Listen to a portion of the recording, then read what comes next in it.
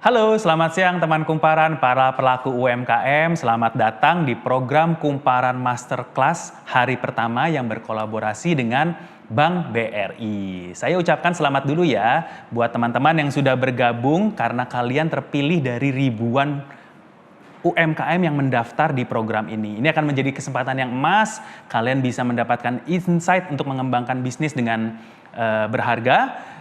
Dan tapi juga bisa langsung tanya-tanya ke narasumber yang akan join di acara kita. Bersama saya Aditya Panji, saya akan mendampingi diskusi kita selama 60 menit ke depan. Saya mau ingatkan dulu ya, Kumparan itu memberikan kesempatan kepada 4 teman kumparan pelaku UMKM yang bergabung di program Kumparan Masterclass ini untuk mendapatkan paket promosi senilai total 1 miliar rupiah. Jadi yuk teman-teman aktif dalam diskusi ini, siapa tahu kamu akan jadi pemenangnya. Kapan lagi kan bisa dapat ilmu yang sangat berharga plus dapetin hadiah untuk mengembangkan usaha kamu. Cuma di Kumparan Masterclass tempatnya karena Kumparan teman UMKM. Dan nantinya 4 UMKM yang terpilih ini akan kita umumkan di website dan sosial media Kumparan pada 13 November 2021. Oke, untuk tema Masterclass hari pertama ini adalah solusi pendanaan UMKM. Pas banget ya, hari pertama Masterclass kita langsung bahas pendanaan yang ini sangat krusial nih untuk masa awal mengembangkan bisnis, bahkan untuk masa kedepannya untuk meningkatkan skala bisnis yang lebih besar. Nah, saya mau cerita sedikit dulu nih ya, bahwa populasi UMKM di Indonesia itu mencapai 64,5 juta. Namun sayangnya pendanaan dari perbankan ke sektor UMKM itu masih terbilang sedikit lah ya, cuman 20%. Sementara kalau kita compare dengan negara tetangga seperti Malaysia, itu pendanaan perbankan ke UMKM-nya itu mencapai 51%. Sementara Singapura, pendanaan perbankan ke UMKM-nya itu bisa 39%. Nah, ini terjadi tuh bukan karena belum banyak UMKM kita yang melek literasi keuangan, bukan karena itu. Tetapi banyak juga yang terjebak dengan mindset, yang penting usaha gue jalan atau yang penting usaha gue untung gitu. Padahal sebenarnya pendanaan dari perbankan ini penting banget, apalagi untuk mengembangkan usaha ke skala yang lebih gede lagi. Nah, melihat kontradiksi ini, pemerintah Indonesia itu sudah melakukan banyak upaya untuk meningkatkan pendanaan perbankan ke UMKM. Misalnya nih ya, Presiden Jokowi itu sudah mematok target agar alokasi kredit ke UMKM itu minimal bisa mencapai 30% dari total kredit perbankan di tahun 2024. Nah, salah satu yang akan digenjot adalah dengan kredit usaha rakyat atau KUR. Nah, terobosan terbaru lainnya adalah dengan membentuk sinergi ultramikro, kolaborasi antara Bank BRI sebagai induknya bersama dengan Pegadaian dan PNM atau Permodalan Nasional Madani. Nah, di sini kita akan diskusi nih tentang bagaimana sih sinergi ultramikro ini bisa menjadi solusi perbankan dalam mendorong UMKM supaya kita bisa naik kelas bareng-bareng. Kita juga berharap nih sinergi ultramikro ini bisa menyentuh para pelaku usaha kelas ultramikro yang berada di sektor informal. Nah, untuk mendiskusikan itu semua telah hadir bersama kita secara virtual Direktur Bisnis Mikro Bank BRI, Bapak Supari. Selamat siang Pak Supari, sehat-sehat ya Pak ya? Alhamdulillah sehat. Selamat siang Mas Aditya. Ya, selamat datang Pak Supari. Terima kasih sudah meluangkan waktunya untuk kita berdiskusi dengan teman-teman pelaku UMKM yang menjadi peserta Kumparan Masterclass hari ini. Nah, saya ingatkan juga nih ke teman-teman peserta pelaku UMKM karena kita akan berdiskusi. Jadi silakan teman-teman kalau ada yang mau bertanya langsung nanti ke Pak Supari, tulis pertanyaannya di kolom live chat di platform Zoom teman-teman semua. Nanti pertanyaan yang menarik akan kita bacakan dan bisa langsung dijawab oleh Pak Supari. Gitu Pak ya. Siapa tahu teman-teman ada yang mengalami kesulitan dalam hal pendanaan bisa langsung tanya nih ke Pak Supari. Nah, untuk memulai diskusi, Pak Supari akan kasih kita update mengenai perkembangan sinergi ultramikro dan pemaparan lain seputar solusi pendanaan bagi UMKM. Kepada Pak Supari, waktu dan tempat kami persilakan, Pak. Makasih Mas Aditya. Saya coba ikut menyemangati teman-teman pelaku UMKM ya. Karena ini situasinya sudah sangat bagus. Positive rate COVID-19 juga semakin turun.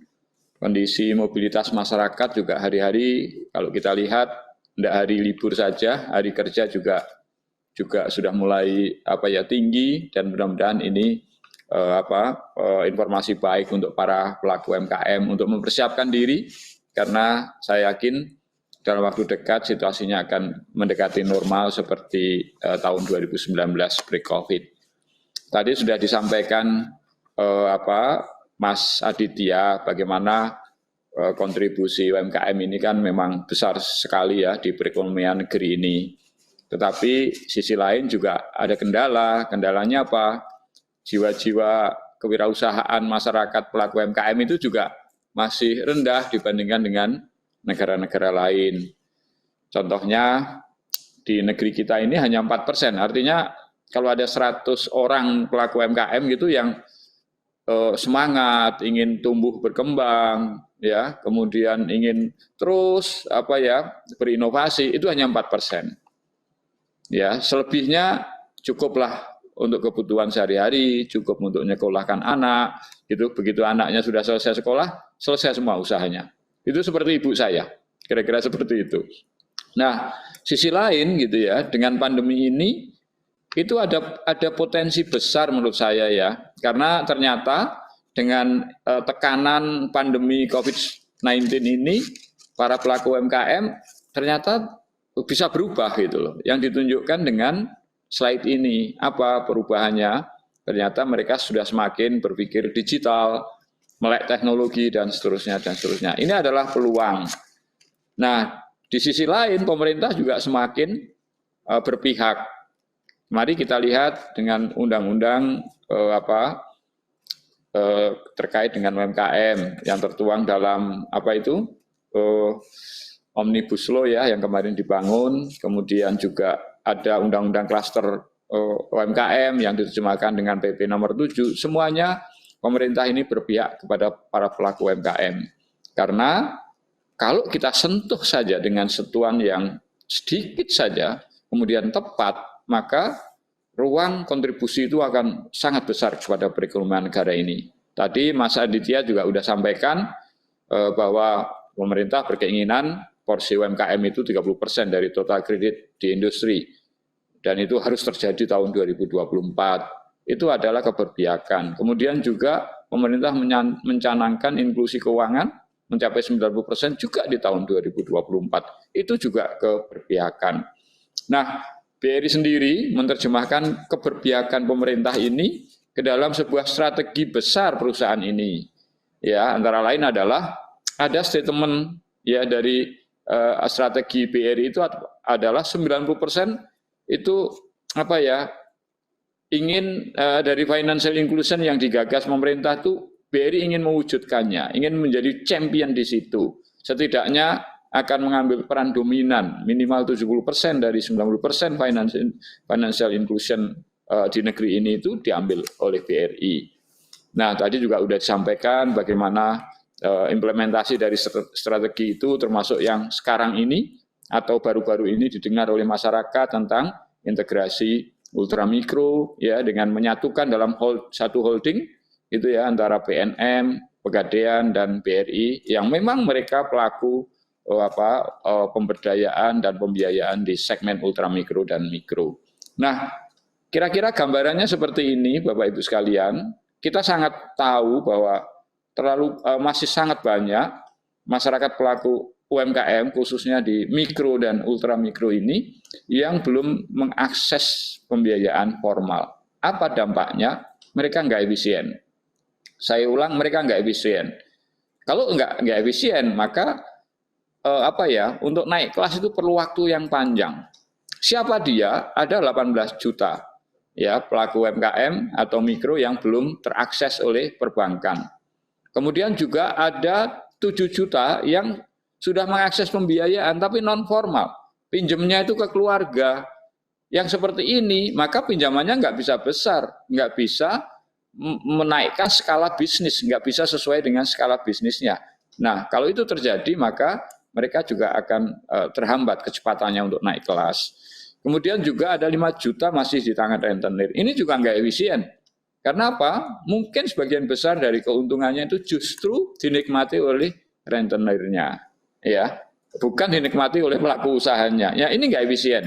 Maka juga sekali lagi para pelaku UMKM yang seperti ini juga akan terkendala nanti dalam pertumbuhannya.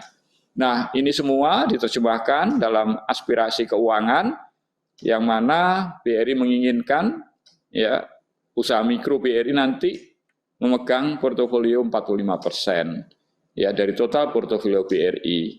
Kemudian UMKM-nya lebih dari 85% dari total portofolio BRI. Nah, ini kalau terjadi, maka di tahun 2024 nanti BRI akan berkontribusi ya yang besar, kurang lebih hampir mungkin 70% dari aspirasi pemerintah menjadikan porsi UMKM 30% di tahun 2024 dan juga 90% inklusi keuangan di tahun 2024. Nah, itulah gambaran begitu concern-nya BRI di dalam menyikapi isu-isu terkait dengan UMKM. Kenapa? Karena memang UMKM adalah bisnis inti BRI. Sampai kapanpun BRI akan mendedikasikan diri untuk terus melakukan pemberdayaan kepada UMKM. Nah, sekarang skema produk-produk terkait dengan pembiayaan itu sungguh sudah sangat lengkap. Bapak Ibu sekalian, BRI di depan sana juga sebagai pemeran utama di dalam menyalurkan bantuan-bantuan sosial. Dan ini adalah tersalur kepada para pelaku UMKM yang memang membutuhkan bantuan pihak ketiga. Pada saat 2 tahun terakhir ini ada BPUM, Banpres Produktif untuk Usaha Mikro. Nah, inilah bagian peran BRI untuk menyampaikan bantuan-bantuan kepada para pelaku UMKM dan masyarakat yang memang belum bankable dan belum visible. Kalau mereka naik sedikit ya, jiwa kewirausahaannya itu bertambah.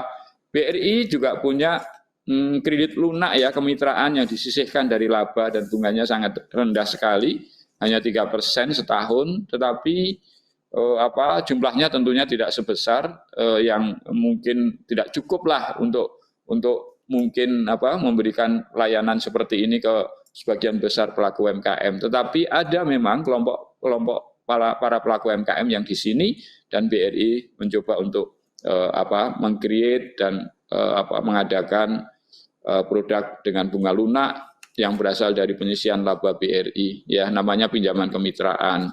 Kemudian setelah naik kelas gitu ya, mereka lebih baik ya bisa mengakses lebih besar dan tentunya juga mereka memang harus belajar tangguh. Oleh karena itu tidak serta-merta mereka harus terus dibantu ya, pelan-pelan memang harus dibangun ketangguhannya. Maka dengan sinergi ultramikro ini ada grup lending yang isinya ibu-ibu yang nanti teman-teman dari PNM gitu ya, dengan produk mekarnya mereka akan mencoba untuk melayani mereka. Kemudian juga ada pinjaman-pinjaman segmen lain gitu ya, yang nanti kita akan coba untuk bisa melayani mereka secara individual. Kalau mekar group lending, nanti BRI akan melayaninya dengan produk-produk sejenis, pendek-pendek, 3 bulan, bayar mingguan, dan seterusnya itu dengan produknya BRI. Sekarang sedang uji coba di beberapa tempat, itu namanya nanti kredit kece namanya. Dan itu mirip-mirip dengan mekar, karena kalau mekar group lending, dalam grup kelompok-kelompok, kalau yang BRI ini individual, kira-kira seperti itu. Nah, berikutnya, kalau nanti masyarakat yang sudah dilayani dengan bantuan, naik kelas juga nanti dengan pinjaman kemitraan, naik kelas lagi dengan mekar, dengan KCBRI, mudah-mudahan mereka nanti bisa menabung.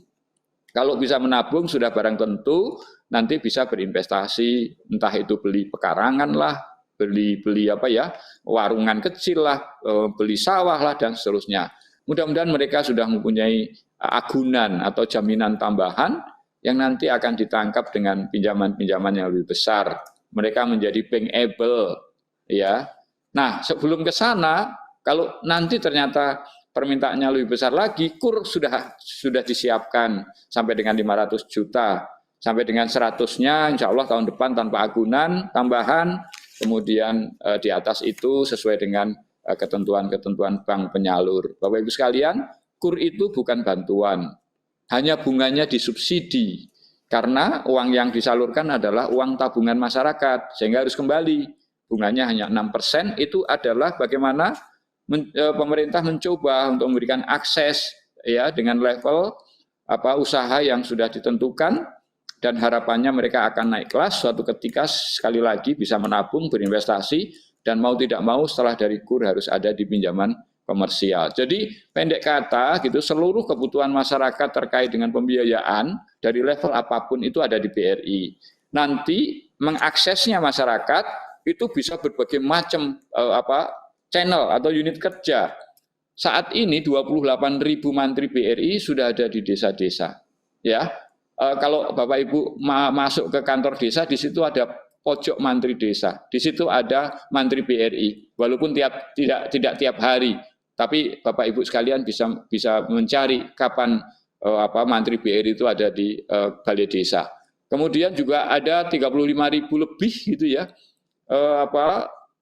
Account officer-nya PNM yang tersebar ya di penjuru Nusantara ini, yang sudah dibekali juga dengan alat untuk memasarkan produk BRI dan produk-produk Pegadaian dan juga produknya PNM sendiri, termasuk juga nanti RM-nya atau account officer-nya Pegadaian yang 4.000 itu juga dilengkapi dengan produk-produk yang cukup bisa memenuhi kebutuhan masyarakat pelaku UMKM. Jadi sudah sangat tersebar, dan nanti kalau misalkan Bapak Ibu sekalian ingin menggadaikan, coba lihat nanti unit kerja BRI yang namanya Senyum gitu ya. Nah, itu ada layanan Pegadaian di situ, ada layanan PNM di situ. Jadi masyarakat semakin mudah untuk mengakses dengan berbiaya yang sangat murah. Nah, Bapak Ibu sekalian, saat ini gitu ya, layanan ultramikro yang pasca integrasi PNM, Pegadaian dan BRI itu sudah hampir ada 100 ya, nanti sampai dengan akhir tahun ini 147 unit kerja. Tapi tahun depan kita akan kembangkan sampai dengan unit kerja dengan 1.000 unit kerja, dengan harapan masyarakat semakin bisa terjangkau dengan biaya yang sangat efisien. Ya, lebih dari 65.000 account officer nanti akan bisa memasarkan produk-produk pembiayaan yang sekali lagi bisa semakin menjangkau masyarakat pelaku UMKM. Berikutnya Bapak Ibu sekalian, di samping dengan layanan-layanan yang konvensional dan didigitalisasi ini, BRI juga bekerja sama ya dengan e-commerce ya, kemudian fintech untuk menjadi channel ya. Barangkali Bapak Ibu sekalian malas ke rumah dan biasa menggunakan channel-channel digital, silakan saja mengakses Tokopedia, Shopee, Gojek, Grab, ya, Modal Rakyat, Amarta, Esta, Tanifan dan seterusnya untuk mengakses pembiayaan dari BRI. Mereka adalah partner kerjasama BRI untuk sekali lagi semakin memudahkan akses para pelaku UMKM. Bapak Ibu sekalian, kami tidak hanya bekerja di pembiayaan, tapi juga kami terus melakukan upaya-upaya untuk mempercepat akses para pelaku UMKM kepada lembaga pembiayaan formal dengan pemberdayaan. Kami juga punya platform pemberdayaan digital yang sewaktu-waktu bisa Bapak Ibu akses, namanya Link UMKM. Nanti di dalam Link UMKM itu Bapak Ibu sekalian akan terformat menjadi matrik segitiga seperti ini dengan mengisi pertanyaan dan juga daftar isian di pintu mukanya Link UMKM. Nanti Ibu Bapak akan tahu kelasnya di mana. Setelah tahu kelasnya, nanti Bapak Ibu bisa memilih atau diarahkan untuk mengambil training apa. Ya, modulnya apa saja sudah ada di situ, tetapi yang jelas model pemberdayaan itu terbagi menjadi 3. 1, pemberdayaan dasar, literasi dasar, supaya Bapak Ibu sekalian bagaimana bisa memisahkan antara keuangan untuk usaha dengan keuangan untuk pribadi, bagaimana bisa mencatat ya seluruh transaksi tiap hari dan seterusnya. Nah, kemudian nanti termasuk juga di sini Bapak Ibu sekalian bagaimana bisa kenal dengan lembaga pembiayaan formal seperti BRI, bisa menabung di BRI, bisa bertransaksi di BRI, termasuk unit-unit kerja sampai dengan agen brillingnya, kira-kira seperti itu. Kemudian melangkah lebih lanjut ada literasi bisnis, itu meningkatkan kapasitas Bapak Ibu sekalian yang mungkin sekarang jualannya hanya dalam desanya. Nanti kita coba untuk bantu training-training supaya produknya bisa diakses dan dijual dalam lingkup yang lebih luas lagi, mungkin ke tetangga desanya, ke kecamatan, dan seterusnya. Kemudian juga mungkin yang jelas seperti ini mudah-mudahan Bapak Ibu sekalian semakin bisa meningkatkan omsetnya. Kemudian berikutnya adalah literasi digital, karena suka tidak suka lingkungan bisnis kita akan berubah, ya, diisi oleh anak-anak muda yang malas untuk membeli dengan tatap muka, maka Bapak Ibu sekalian juga kita berikan literasi digital. Nah, nanti tidak hanya di situ juga, maka BRI juga mencoba Bapak Ibu sekalian yang sudah ekspor misalkan, atau mau ekspor gitu ya, atau produknya unik dan bisa diterima di pasar internasional, kita akan bantu ya dengan pemberdayaan yang kita akan coba untuk percepat bisa ekspor. Nanti mulai Januari tiap-tiap tahun selalu kami mencari pelaku UMKM seperti ini, kemudian kita literasi, kita kurasi, dan Desember kita pertemukan dengan para buyer dari luar negeri. Nah, Bapak Ibu sekalian, di desa-desa juga kami ada klaster-klaster binaan. Sampai dengan saat ini ada 11.000 klaster yang kita bina gitu ya. Sampai-sampai setiap bulan kami harus bikin basar di 18 wilayah. Ya, untuk apa? Untuk memperluas akses mereka, ya, untuk memberdayakan mereka dan mempelajari mereka bagaimana bisa membuat brand atau kemasan yang baik sehingga bisa diterima pasar. Kemudian kita uji coba untuk mengisi basar-basar mantriku tiap-tiap bulan. Bapak Ibu sekalian, terkait dengan paparan saya ini, mungkin terakhir saya sampaikan bahwa KUR itu memang menjadi pemicu pertumbuhan Bapak Ibu sekalian. Bunganya hanya 6% dan pemerintah akan mengalokasikan dari tahun ke tahun sampai dengan tahun 2024 nanti menjadi lebih besar. Kebetulan BRI selalu dipercaya untuk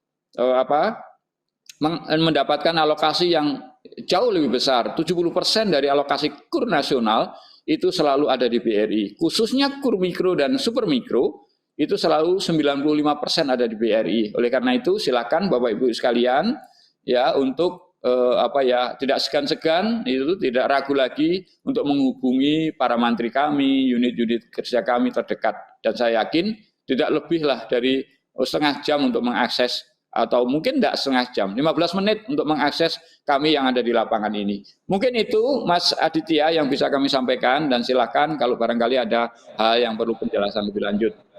Makasih Mas Aditya. Terima kasih Pak Supari. Wah, luar biasa banget ini. Saya mencatat tadi Pak beberapa hal penting ya, bahwa BRI sekarang ini adalah pemimpin dalam hal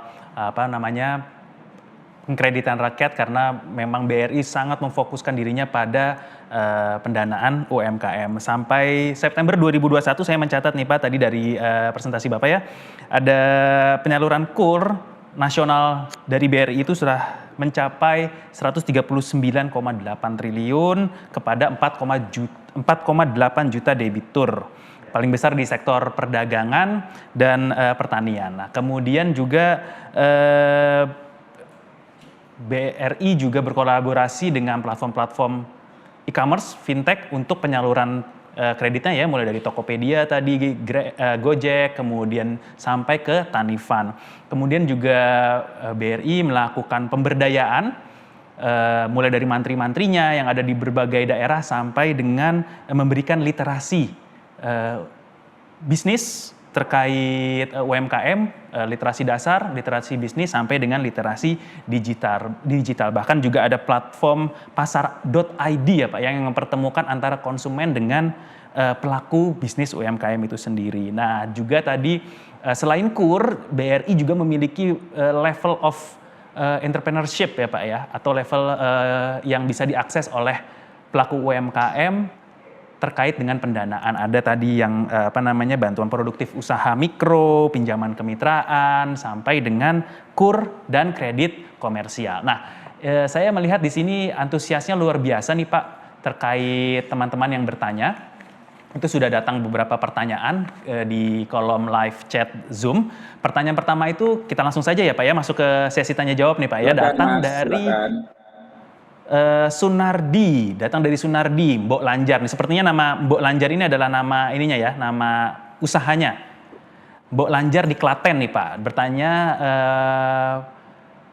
pinjaman kepada UMKM itu maksimal berapa sih Pak? Apakah kami bisa atau apakah UMKM itu bisa dipermudah agar tidak memakai agunan?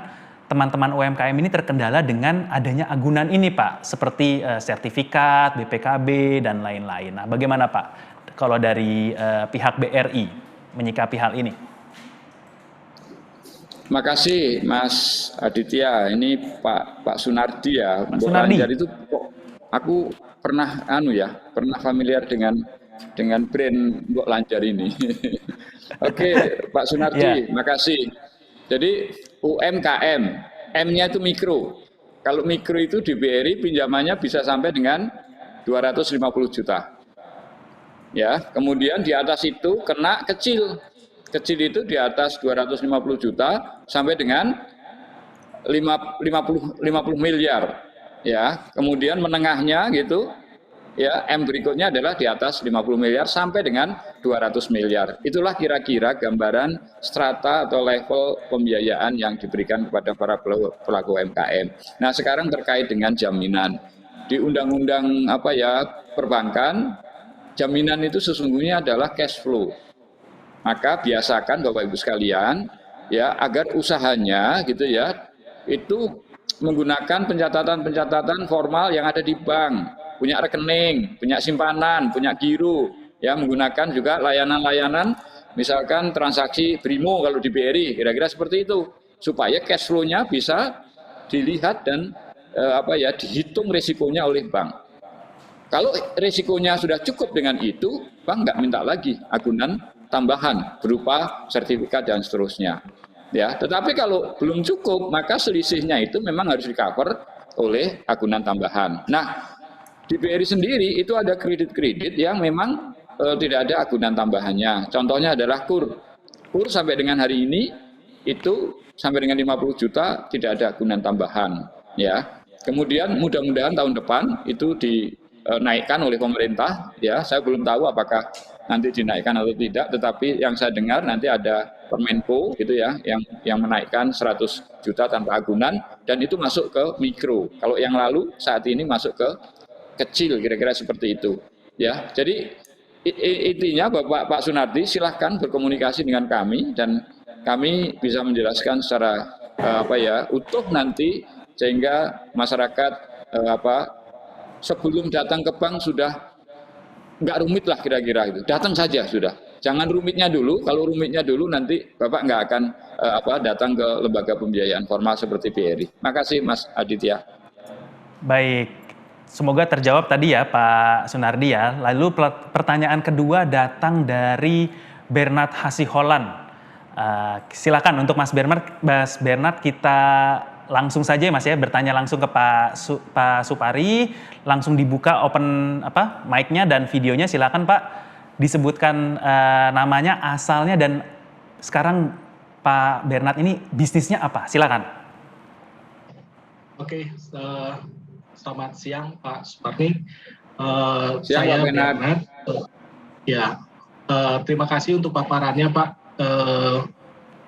Saya untuk UMKM herbal Pak dan juga untuk distributor kopi di Jakarta dan di Bandung Pak, tepatnya di Cimahi. Jadi pertanyaannya Pak, tadi sebenarnya saya sudah bertanya apakah harus ada jaminan atau bisa dalam bentuk real, itu sudah Bapak jawab tadi. Kemudian maksimal pinjaman juga sudah Bapak jawab ya. Ya, tapi kendala-kendalanya nih Pak di bawah, di level bawah itu adalah ketika UMKM untuk misalnya pinjaman KUR saja Pak ya, kita berbicara KUR, itu mereka meminta jaminan Pak, seperti itu. Nah, itu memang jadi antara kebijakan dari pemerintah yang memberikan kemudahan dari top manajemen seperti Bapak, Direktur, tetapi ketika para UMKM ini di bawah Pak, kesulitan kami itu banyak sekali Pak, gitu Pak. Sehingga itu membuat kami tidak dapat mengembangkan bisnis secara maksimal gitu Pak. Seandainya dengan adanya bantuan pemerintah ini Pak, seperti di negara-negara lain itu membuat mereka dapat menjadi bukan hanya saja distributor tapi menjadi produsen di dalam produknya masing-masing. Kemudian ini Pak, mohon maaf nih Pak, izin bertanya, untuk yang 50 peserta ini Pak, apakah ada bisa dibantu untuk program eksklusif pembiayaan dari UMKM Pak? Karena kami saya rasa kami semua sangat serius untuk mengembangkan bisnis kami. Jika dapat dibantu, kami sangat berterima kasih. Ya, demikian Pak. Selamat siang Pak. Baik. Terima kasih. Ini peserta yang sudah bergabung lebih dari 50 nih Pak sebenarnya Pak Supari ya.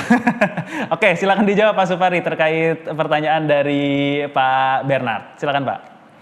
Makasih Pak Bernard, itu saya sangat memahami betul ya, karena kan saya juga datang di BRI ini berasal dari seorang ibu gitu, yang pelaku usaha mikro gitu, ya pinjemnya akhirnya ke rentenir membesarkan saya, dan pada akhirnya ada beberapa aset yang sekarang sudah beralih ke rentenir gitu loh, karena nggak bisa bayar gitu, nah itulah saya, jadi saya sangat paham itu Pak. Nah Pak Bernard gitu ya, pinjaman di BRI itu ada, sekalipun KUR itu ada yang harus dengan agunan tambahan, ada yang tidak.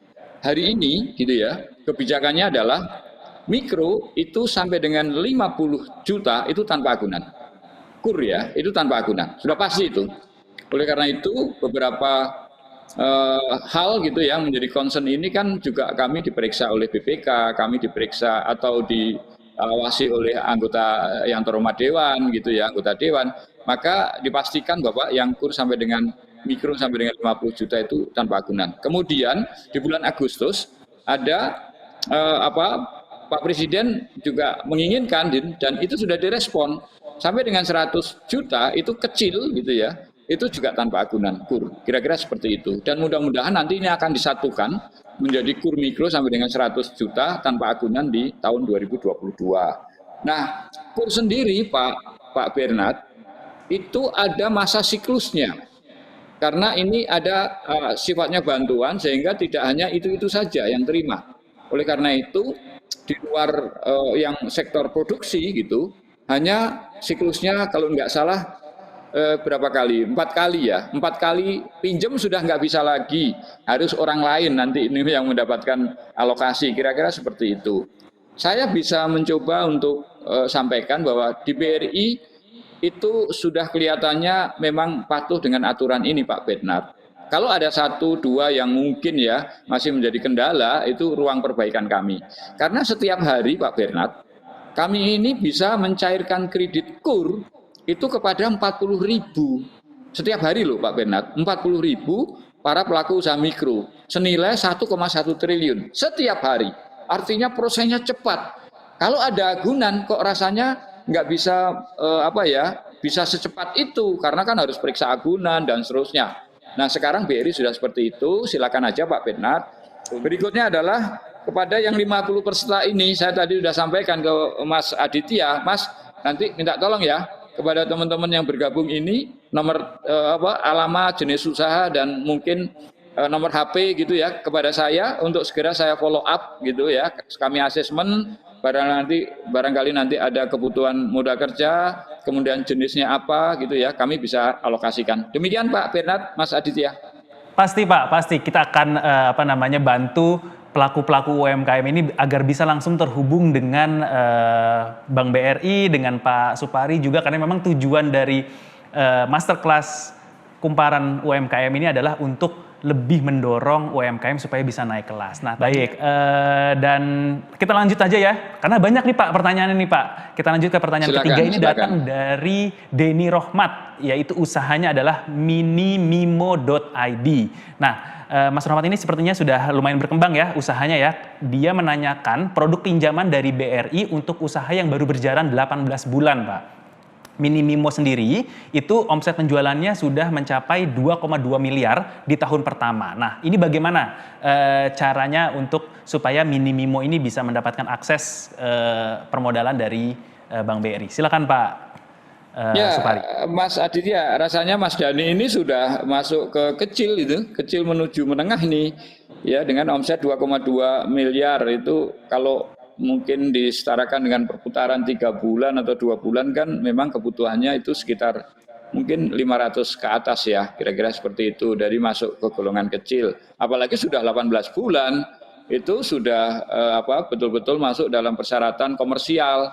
Silakan saja Pak Dhani untuk menghubungi BRI unit atau BRI terdekat ya, nanti skema-skema banyak di sana, mau skema menurun, mau skema terus menerus bisa digunakan, atau barangkali skema-skema yang lain barangkali nanti perlu investasi ya untuk peralatan-peralatan usaha gitu ya, meningkatkan omsetnya ke depan.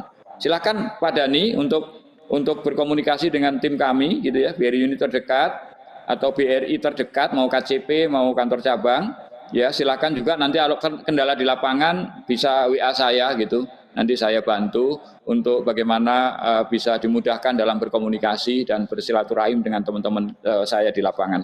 Begitu mungkin Mas Aditya. Ya baik, begitu ya Mas Dhani tadi ya terkait usahanya. Jadi sebenarnya Mas Dhani ini bisa ngambil KUR atau kredit, sudah bisa ambil kredit komersial juga ya Pak ya? Bisa komersial ini ya. Baik, ya. Pertanyaan selanjutnya langsung dari Rosita Damayanti. Nama usahanya adalah Emaksita Store. Izin bertanya, bagaimana caranya agar UMKM dapat membangun track record dan meningkatkan kepercayaan pihak ketiga untuk memberikan pendanaan? Kira-kira bagaimana jawabannya Pak Supari? Ya, makasih Mas Aditya dan juga Rosita. Mbak Rosita. Rosita ya, Mbak Rosita ya. Mbak, siapapun lembaga pembiayaan termasuk bank, fintech sekalipun, itu yang dilihat adalah cash flow. Cash flow yang tercatat. Tercatat di mana? Tercatat di lembaga pembiayaan, termasuk perbankan. Oleh karena itu saya minta tolong catatan-catatan keluar masuknya uang itu harus betul-betul bisa dipercaya. Nanti dari situ saja gitu ya, kita bisa ya untuk mengasesmen baik itu karakter Mbak Rosita, kemudian kapasitasnya, kemudian juga masa depannya seperti apa, kita bisa lihat dari itu semua. Oleh karena itu sekali lagi cukup dengan bagaimana cash flow Mbak Rosita itu dilewatkan dalam perbankan, kemudian bisa membuat catatan-catatan yang bisa dipercaya. Simple, sangat simple. Baik, jadi harus pencatatan yang rapi ya Pak ya terkait keuangan, karena itu yang akan dilihat oleh bank terkait transaksi begitu ya. Oke, lanjut ya Pak ya, banyak nih Pak pertanyaan ini Pak, sangat antusias nih dari teman-teman nih. Berikutnya datang dari Anita Raharjo Eka Putri, nama usahanya adalah Zista Koyaki. Apakah BRI juga ada program pendampingan UMKM yang tergabung sebagai nasabah BRI walaupun tidak meminjam dana dari BRI? Silakan Pak. Apakah ada Mas Aditya, pendampingan? Jadi seluruh jangankan nasabah, bukan nasabah juga menjadi sasaran BRI untuk program pemberdayaan ini. Ya, kita sudah banyak modulnya ada di link UMKM secara digital bisa diakses. Kemudian kita juga punya modul-modul yang diajarkan secara konvensional. Ada rumah BUMN, itu ya, BRI punya 59 dan lebih dari 200 ya rumah BUMN yang tergabung dalam pemberdayaan UMKM ini. Kemudian kita juga bekerja sama dengan Plut ya, miliknya Pak Menkop gitu ya, Menkop UKM. Kemudian kita juga bekerja sama dengan lembaga-lembaga yang memiliki program inkubasi ya, universitas dan seterusnya. Kita akan fasilitasi semua, bahkan gitu ya. Kalau ada UMKM-nya spesifik gitu ya, kita akan treat khusus gitu. Seperti kemarin saya ketemu dengan Pak Richard ya di Palembang gitu ya, yang memulai memberdayakan para petani kopi gitu ya. Sampai-sampai dia kebingungan mau training di mana. Saya sekolahkan walaupun belum kesampaian. Karena mau menyekolahkan ke Ciwidey Bandung, ternyata pandemi Covid sampai sekarang gitu. Tapi akhirnya kita ikutkan untuk training lewat online gitu. Kira-kira seperti itu ya. Mbak Anita, jadi kita sangat terbuka sekali gitu. Jangan kalau nasabah senang sekali, tapi bukan nasabah juga senang sekali gitu. Ya karena apa? Banyak yang mesti kita harus sampaikan ya terkait dengan bagaimana para pelaku UMKM ini segera bisa cepat naik kelas karena jiwa-jiwa entrepreneurship-nya itu hanya 4%, jauh dibandingkan dengan negara-negara lain. Jadi seluruh pelaku UMKM di negeri ini menjadi sasaran pemberdayaan BRI. Baik, oke. Tadi kan juga Pak Supari sudah menjelaskan ya bahwa BRI juga punya program literasi. Literasi ini bisa literasi dasar, tentang keuangan, literasi bisnis, sampai dengan literasi digital. Nah, yang literasi digital ini bagaimana caranya supaya UMKM bisa memanfaatkan platform-platform digital supaya bisa naik kelas. Saya juga mau ngingatin lagi nih ya ke teman-teman yang kalau punya pertanyaan langsung aja tulis di live chat platform Zoom-nya karena kita masih punya waktu. Kita lanjut ya Pak ya, ada pertanyaan berikutnya datang dari Rahayu Janti Wacono. Nama usahanya adalah Mbak Mangun Kulineri. Nah ini kuliner nih Pak, makanan nih Pak ya. Di masa pandemi ini banyak sekali UMKM yang mengalami angsuran tidak lancar atau macet. Lalu bagaimana cara UMKM mendapatkan solusi pendanaan? Padahal syarat-syarat pengajuan pembiayaan itu biasanya tidak boleh ada yang macet, apalagi kalau KUR tidak boleh memiliki pinjaman yang lain. Sehingga banyak UMKM yang gulung tikar ataupun menjual aset mereka untuk tetap berjuang usaha. Nah, bagaimana nih Pak terkait pinjaman-pinjaman yang misalnya macet di tengah situasi pandemi seperti ini? Adakah keringanan-keringanan yang diberikan oleh BRI terhadap para pelaku UMKM, Pak? Ya, Mas Aditya, untuk Bu Rahayu ya, saya ingat betul ya, karena saya berada di situasi yang sulit pun bersama-sama para pelaku UMKM. Tepatnya bulan Maret ya, kita benar-benar situasi pandemi itu menerpa para pelaku UMKM. Dan saat itu pemerintah juga merespon cepat dengan program restrukturisasi POJK 11 oleh BRI, itu dieksekusi dengan cara sangat cepat sehingga BRI bisa membangun model dan skema restrukturisasi yang sesuai dengan keadaan pelaku UMKM saat itu. Misalnya yang ada angsuran menurun gitu ya, itu cukup direstrukturisasi bayar bunga saja misalkan begitu. Dan bahkan ada grace period 6 bulan kemudian baru kita bicara tentang angsuran dan seterusnya. Nah, itu bentuk-bentuk bagaimana BRI gitu ya menyelamatkan para pelaku UMKM. Nah, bagaimana jika mereka dalam perjalanan tumbuh berkembang gitu, mereka sekarang dalam proses restrukturisasi, BRI juga memberikan produk skema pendampingan. Maka kalau Bapak Ibu dengar pernah ada produk namanya Kupedes Bangkit, ya itu adalah kredit-kredit untuk mendampingi para pelaku UMKM yang kena pandemi, ya terdampak pandemi, kemudian kredit yang lalu direstrukturisasi, butuh modal kerja. Kita dampingi dengan pinjaman-pinjaman dengan skema yang sesuai. Kalau di mikro BRI namanya Kupedes Bangkit. Kemudian yang di kecil itu juga ada. Itu ada KMK Tangguh, ya dijamin oleh pemerintah, gitu ya, dengan skema yang sesuai dengan kebutuhan para pelaku UMKM yang terdampak COVID ini. Yang jelas pasti bunganya itu cukup memberikan ruang untuk bisa memanfaatkan untuk modal kerja, diputar terus, jadi bunganya ada sedikit lunak lah kira-kira seperti itu. Jadi pendek kata Bapak Ibu sekalian, kita tidak akan membiarkan mereka untuk mati karena dampak pandemi. Sampai-sampai kami juga punya aturan restrukturisasi, dan restrukturisasi itu boleh 2 kali gitu. Ya, kalau yang pertama belum bangkit gitu ya, nanti kita coba dengan restrukturisasi model yang lebih ringan atau mungkin yang ada diperpanjang sampai dengan ketemu bangkitnya, kira-kira seperti itu. Demikian Mas Adit.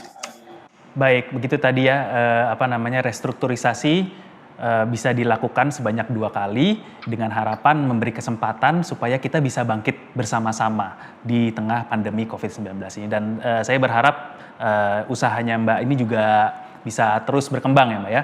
Kemudian pertanyaan berikutnya nih Pak, datang dari Maya Rahma. Nama tokonya, nama usahanya adalah Lumajang Store. Mbak Maya ini sepertinya butuh pencerahan nih Pak. Apa sih tanda-tanda sebuah UMKM itu perlu mendapatkan pembiayaan? Karena menurut dia terkadang itu belum membutuhkan pembiayaan dari pihak ketiga Pak. Lalu juga kadang itu ada rasa takut buat mengajukan pinjaman bagi UMKM. Apa tuh Pak kira-kiranya? Tanda-tandanya sebuah UMKM harus membutuhkan pendanaan dari pihak ketiga. Ya, sebenarnya para pelaku UMKM itu merasakan itu sebenarnya. Ya, intinya begini Mas, kalau ternyata permintaan itu tinggi, kemudian tidak bisa memenuhi, dan permintaan itu kecenderungannya itu berkelanjutan, maka sesungguhnya mereka harus dibantu modal kerja dari pihak ketiga. Kalau nanti tidak dibantu dengan modal kerja pihak ketiga, maka nanti permintaan itu akan hilang, momentumnya hilang sehingga mereka akan stuck di situ. Itu satu. Terus yang kedua, bagaimana supaya aman gitu? Maka jangan serakah. Sekalipun permintaan itu besar gitu ya, dan cenderung menurut para pelaku UMKM itu sustain atau keberlanjutannya tinggi, tetap para pelaku UMKM harus melakukan asesmen risikonya, mana yang dipenuhi, mana yang tidak. Dan saya yakin para pelaku UMKM itu punya punya naluri untuk itu. Kalau sudah berusaha cukup lama, punya naluri untuk itu. Atau pemenuhannya bisa bersyarat. Oke, saya penuhi, tapi bayar lebih dulu. Oke, saya penuhi, tapi ada uang muka, dan seterusnya, dan seterusnya. Itulah gambarannya sebenarnya, dan ini ada di modul-modul pemberdayaan, dan silakan saja mengakses modul pemberdayaan BRI. Tapi kalau enggak gitu, boleh kok Mbak Maya bisa berdiskusi dengan saya. Demikian Mas Aditya. Baik, itu tadi tanda-tandanya ya Mbak Maya ya. Justru ketika pemesanan penjualan lagi naik, justru di situ momentum untuk siapa tahu berani mencoba untuk melakukan pembiayaan dari pihak ketiga untuk lebih meningkatkan lagi skalanya, gitu ya. Pertanyaan berikutnya nih Pak, datang dari Riko Dwisep Akhirionadi Sujarwanto. Nama usahanya adalah PT Rijae. Apakah bisa pelaku UMKM mendapatkan pembiayaan berdasarkan PO, Pak? PO bagi penjualan offline dan mutasi e-commerce bagi penjualan online. Jadi agunannya itu, dia bertanya agunannya itu berupa aset, Pak. Nah, bisa apa tidak Pak dari pihak BRI memberikan hal itu? Ya, makasih Mas Aditya. Mas Riko, wah bisa banget gitu. Sekarang BRI itu sangat getol banget pembiayaan ke PO.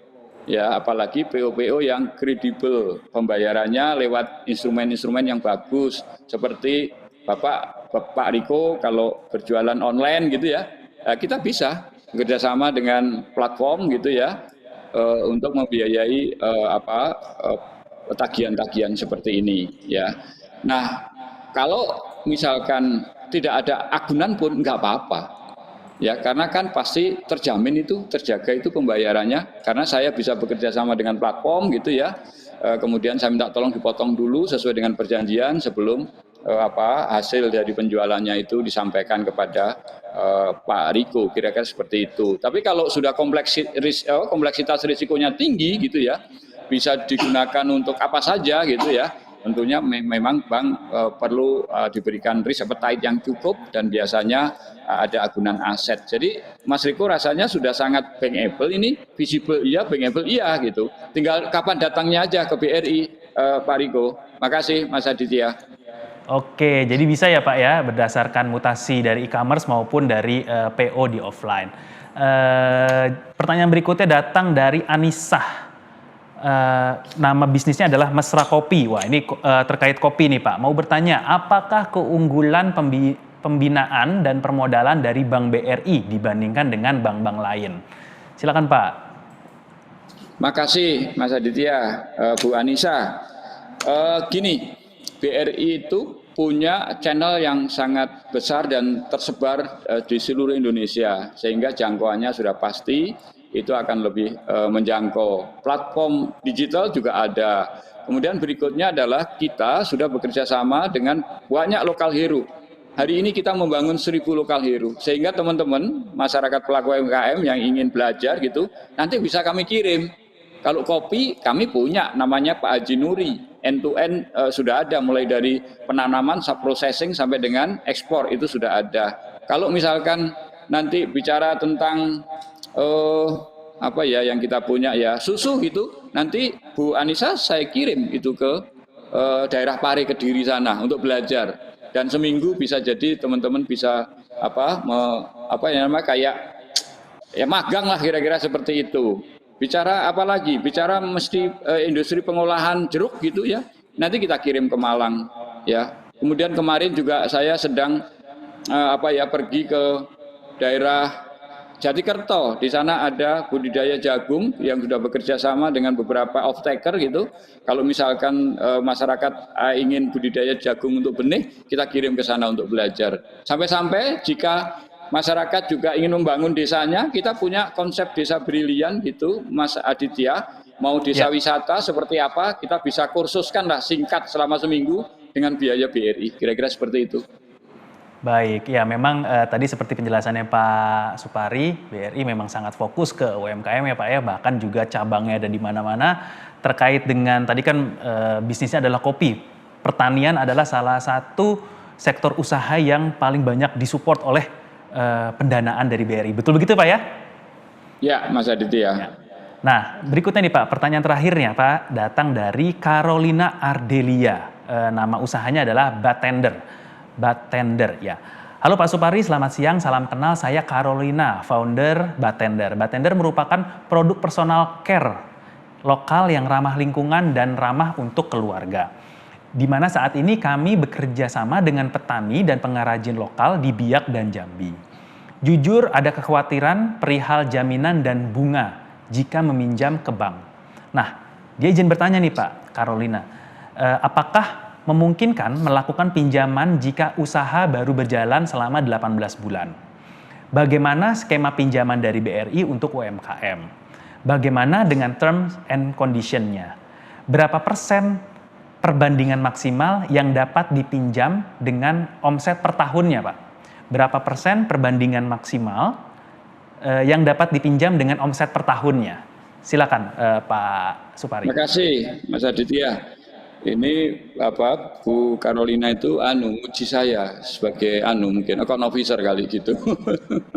Jadi begini, kalau lihat bisnis modelnya Bu Carolina itu bisa jadi satu, kebutuhan pembiayaan itu kepada petani mitranya. Kalau kepada petani mitranya gitu ya, maka mereka bisa diberikan KUR ya, rasanya dengan kepemilikan lahan dan beberapa contoh komoditi yang pernah saya biayai, mulai dari lada, kemudian padi, tanaman pangan, tanaman hortikultura, itu nggak lebih dari 20 juta per petani. Jadi kita bisa berikan KUR yang sampai dengan 50 juta tanpa agunan, dan nanti bisa jadi 100 juta tanpa agunan, jadi nggak ada masalah isunya. Kemudian juga ke off-takernya, Bu Carolina kan sebagai off-taker gitu, maka mereka juga butuh pembiayaan. Nah, pembiayaan tentunya kalau KUR itu kan terbatas, maka pembiayaannya adalah dengan skema komersial. Nah, bagaimana dengan agunan? Nanti kita lihat gitu loh. Kalau memang hubungan antara off-taker dengan juga mitra-mitranya itu bisa close loop gitu di BRI, maka nanti ada relaksasi term and condition-nya. Kira-kira seperti itu. Nah, terakhir tadi terkait dengan apa tadi Mas Aditya? Perbandingan, Pak.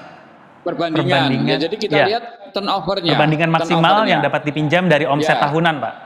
Betul. Kalau turnover-nya itu 3 bulan gitu, artinya Bu Carolina itu keluar cash flow, cash out gitu, terus cash in-nya baru kembali 3 bulan gitu, maka omsetnya itu dibagi dengan 4. Itulah kreditnya. Kira-kira seperti itu. Kalau setahun 2 miliar, mungkin kira-kira dapatlah kurang lebih 500 juta. Itu kalau turnover-nya 3 bulan. Bisa jadi turnover-nya bulanan. Jadi hari ini keluar duit, 1 bulan kemudian ada cash in. Itu nanti omsetnya dibagi 12. Itulah kreditnya. Kira-kira seperti itu. Omset per tahunnya dibagi 12. baru dikalikan dengan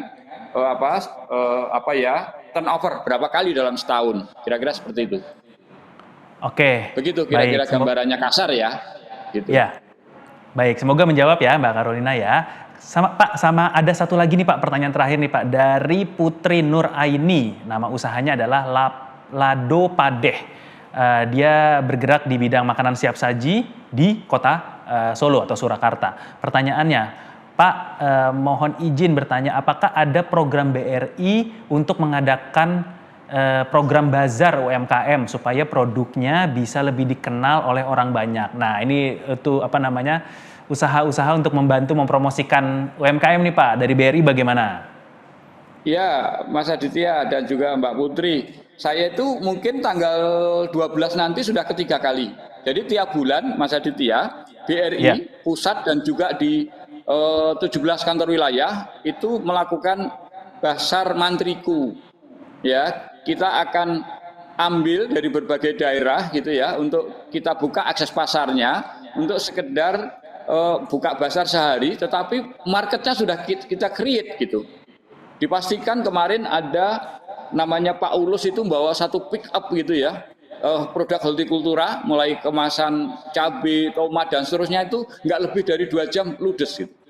Kemudian juga ada kawan saya dari Demak itu, ya Bandeng, itu juga membawa hampir 1000 pack gitu ya, itu juga 1 jam habis. Jadi silakan, ini nanti saya akan akses Mbak Putri, mungkin ada tim saya yang akan datang ke Mbak Putri untuk membantu Pak Putri, kira-kira bulan kapan bisa kita coba berkolaborasi untuk produknya Mbak Putri. Saya bikin mini basar gitu di wilayah yang dekat saja, kalau Solo ikutnya Jogja. Tetapi biasanya teman-teman wilayah juga mengadakan di regional-regional binaannya, ada di Solo, ada di Kedu dan seterusnya. Seperti Malang kemarin bikin di Madiun, ya. Seperti itu Mbak Putri, silakan nanti bisa telepon atau WA saya dan saya follow up. Makasih Mas Aditya. Baik, luar biasa nih Pak Supari, luar biasa. Langsung turun gunung, langsung ke pelaku bisnis untuk bersama-sama meningkatkan UMKM ini supaya bisa naik kelas. Luar biasa sekali Pak Supari, dan tapi sayang sekali nih Pak, waktu kita sudah habis, tidak terasa sudah 1 jam kita berdiskusi, dan teman-teman dari pelaku UMKM juga sangat antusias, dan semoga langsung nanti teman-teman UMKM bisa langsung memfollow up ke Pak Supari ya, supaya bisa mendapatkan pendanaan ataupun pendampingan ataupun juga bazar-bazar UMKM seperti yang tadi sudah ditanyakan oleh penanya terakhir. Semoga teman-teman semua usahanya lancar-lancar, dan saya juga mengucapkan terima kasih kepada Pak Supari selaku Direktur Bisnis Mikro Bank BRI sudah join bersama kita dan memberikan banyak info berharga sampai dengan turun gunung langsung membantu para pelaku UMKM. Semoga teman-teman juga bisa memanfaatkan nomor pribadinya Pak Supari ini dengan bijak ya. Jangan disalahgunakan lah nomor pribadinya Pak Supari ini. Jangan juga menyebarkan nomornya Pak Supari juga mungkin ya ke orang-orang yang mungkin tidak terkait dengan UMKM dan lain-lainnya. Nah, karena kita harus tetap menjaga privasinya Pak Supari. Begitu kira-kira teman-teman ya. Sekali lagi saya mau terima kasih kepada Pak Supari sudah join bersama teman kumparan peserta masterclass hari pertama yang kita selenggarakan bersama Bank BRI hari ini. Sehat selalu Pak Supari, sampai jumpa di acara kumparan berikutnya. Terima kasih Pak. Terima kasih. Oke, sekarang teman kumparan, semoga teman-teman jadi lebih paham ya mengenai syarat dan cara bisa mengakses pendanaan dari Bank BRI yang kalau kita tadi dengar tuh ini sangat sangat bersahabat untuk para pelaku UMKM dan bisa langsung diaplikasikan ke dalam bisnis teman-teman semua. Itulah tadi masterclass hari pertama yang berkolaborasi dengan Bank BRI. Terima kasih kepada teman kumparan, para pelaku UMKM yang sudah berpartisipasi dan bertanya aktif sekali. Saya happy sekali. Jangan lupa besok kita masih akan bertemu di jam 10.30 WIB. Ingat ya, khusus besok itu kita mulainya jam 10.30. Acaranya spesial nih karena akan ada audiensi dengan Bapak Menteri Koperasi dan UKM, Bapak Teten Mas Duki, dan akan dilanjutkan dengan pelatihan yang mengangkat tema promosi produk melalui pemasaran pemasaran digital dan soft selling bersama Nara Sofyan. Nara Sofyan ini adalah Content Marketing Manager di Kumparan. Oke, segitu dulu ya teman Kumparan pelaku UMKM. Saya Aditya Panji undur diri. Semangat terus membangun UMKM bersama Kumparan karena Kumparan teman UMKM. Saya Aditya Panji pamit.